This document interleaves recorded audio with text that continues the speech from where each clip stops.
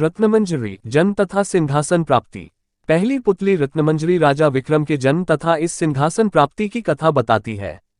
वह इस प्रकार है। आर्यावर्त में एक राज्य था जिसका नाम था अम्बावती। वहां के राजा गंधर्वसेन ने चारों वर्णों की स्त्रियों से 4 विवाह किए थे।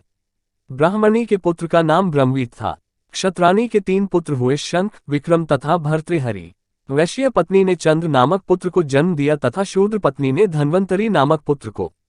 ब्रह्मनीत को गंधर्वसेन ने अपना दीवान बनाया, पर वह अपनी जिम्मेवारी अच्छी तरह नहीं निभा सका और राज्य से पलायन कर गया। कुछ समय भटकने के बाद धारानगरी में ऊंचा ओहदा प्राप्त किया तथा एक दिन राजा का वध करके खुद राजा बन गया।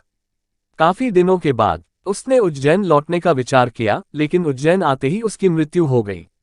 क्षत्राणी के बड़े पुत्र शंख को शंका हुई कि उसके पिता विक्रम को योग्य समझकर उसे अपना उत्तराधिकारी घोषित कर सकते हैं, और उसने एक दिन सोए हुए पिता का वध करके स्वयं को राजा घोषित कर दिया।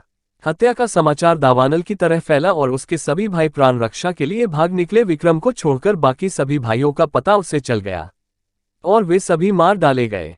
बहुत प्रयास के बाद शंख को पता चला कि घने जंगल में सरोवर के बगल में एक कुटिया में विक्रम रह रहा है तथा कंदमूल खाकर घनघोर तपस्या में रत है।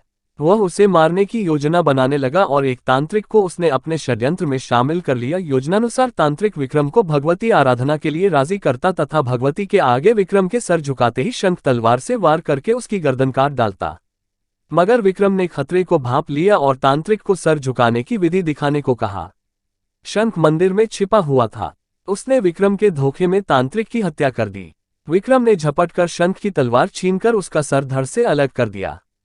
शंख की मृत्यु के बाद उसका राज्यारोहण हुआ। एक दिन शिकार के लिए विक्रम जंगल गए। मृग का पीछा करते करते सबसे बिछुड़कर बहुत दूर चले आए। उन्हें एक महल दिखा और पास आकर पता चला कि वह महल तूतवरन का है, जो कि राजा बाहुबल का दीवान है।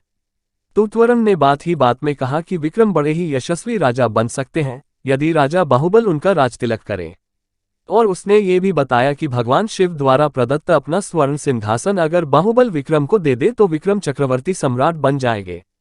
बाहुबल ने विक्रम का न केवल राजतिलक किया बल्कि खुशी खुशी उन्हें स्वर्ण सिंहासन भी भेंट कर दिया। कालांतर में विक्रमादित्य चक्रवर्ती सम्राट बन गए और उनकी कीर्ति पताका सर्वत्र लहरा उठी।